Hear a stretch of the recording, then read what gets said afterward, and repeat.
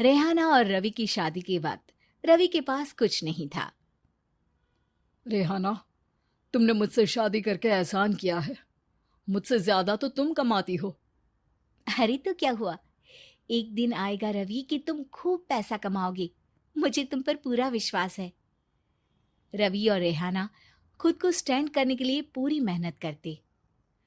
रेहाना, मैं नौकरी नहीं करना चाहता हूँ। तो कोई बात नहीं, मैं नौकरी करके घर चलाती हूँ, तुम बिजनेस सेट करने की कोशिश करो। एक दिन रेहाना, तुम जानती हो, मैंने जो विज्ञापन बनाने वाली कंपनी खोली थी ना, उसे बड़ी ब्रांड का ऑफर आया है। अब हम लोगों के दिन ब्यारे न्यारे हो गए हैं। मैं जानती थी रवि कि एक दिन तुम सेटल हो जाओगे।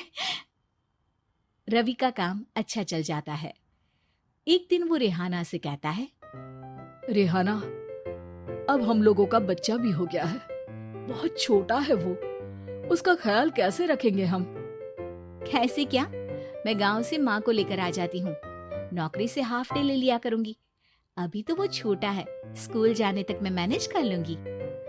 देखो रेहाना, मैं अब अच्छा कमा रहा हूँ। तुमको नौकरी करके परेशान होने की कोई जरूरत नहीं है।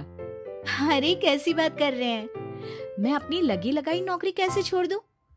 और मैंने तो सुना है हम लोगों को कुछ ही महीनों में सरकारी नौकरी मिल जाएगी। सरकारी नौकरी में कितना कमा लोगी? उतने में तो मैं ड्राइवर रख लूंगा। रेहाना को रवि की बात का थोड़ा बुरा तो लगता है। कम से कम मेरी नौकरी की इतनी बेइज्जती मत करो। भूल गए, इसी नौकरी के बदौलत तुमने अपना बिजनेस खड़ा किया है। अरे वो तो मैं किसी के भरोसे भी कर लेता। देखो, अपने बच्चे को संभालो, घर का काम करो। अब बाहर जाती तुम अच्छी नहीं लगती हो। रेहाना रवि के कहने पर नौकरी तो छोड़ देती है, लेकिन अब बड़े से घर में उसकी कीमत किसी नौकर से कम नहीं होती। एक दिन रवि का दोस्त आता है। भाभी, हम लोग तो आपको तब से जानते हैं जब से आप लोग शादी होकर इस शहर में आए थे। आपकी बदौलत ही सारा बिजनेस खड़ा हुआ है। ये किस्मत तो आप ही की है भाभी।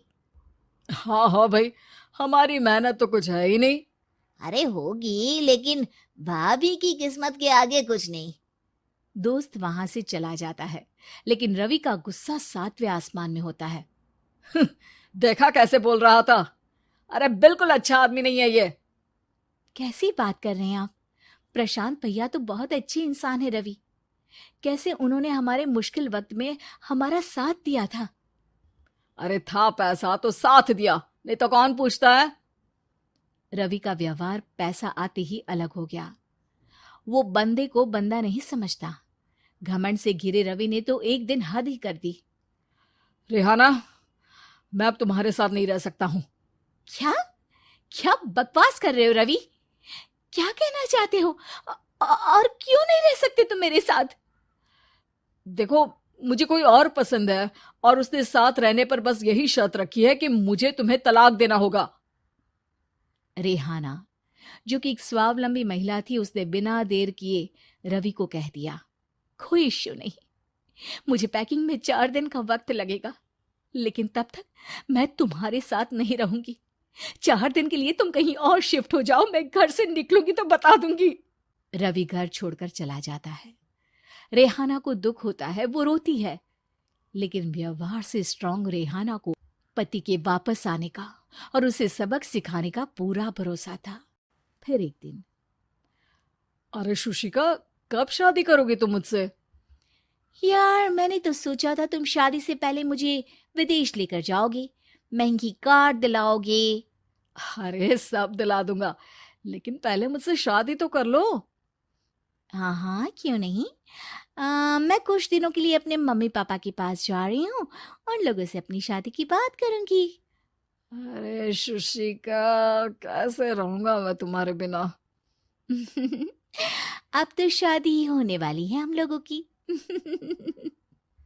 शुशिका रवि को छोड़कर चली जाती है। रवि घर आता है, जहां रेहाना को ना पाकर उसे सब अजीब लगता है। घर तो रेहाना के बिना कुछ नहीं है। बच्चे की याद भी आ रही है। चलो एक वीडियो कॉल कर लेता हूँ।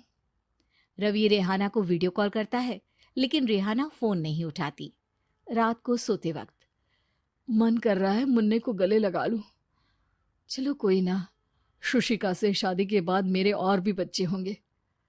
अगले दिन रवि ऑफिस जाता है, जहां टीना खड़ी होती है।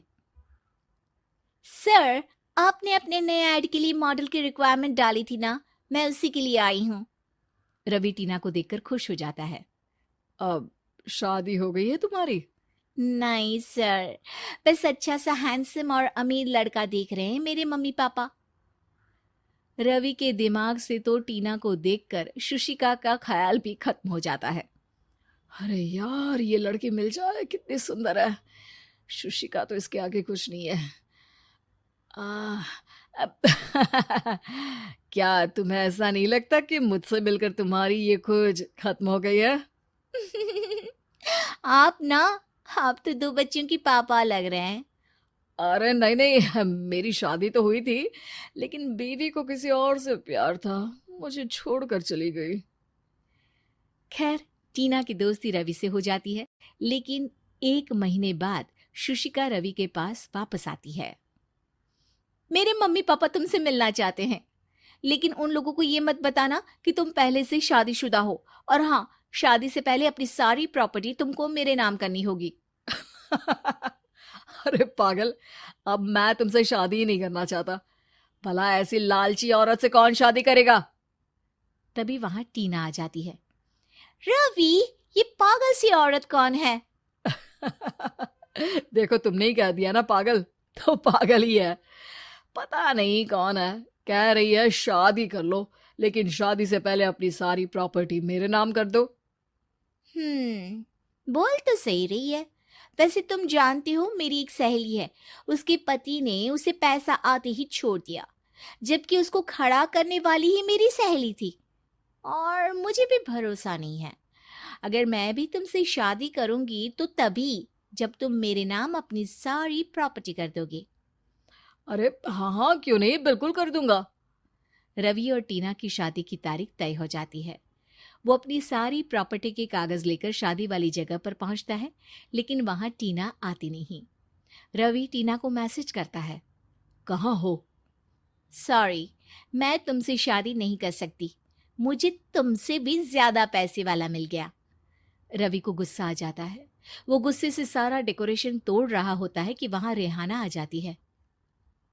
सर, क्या हो गया?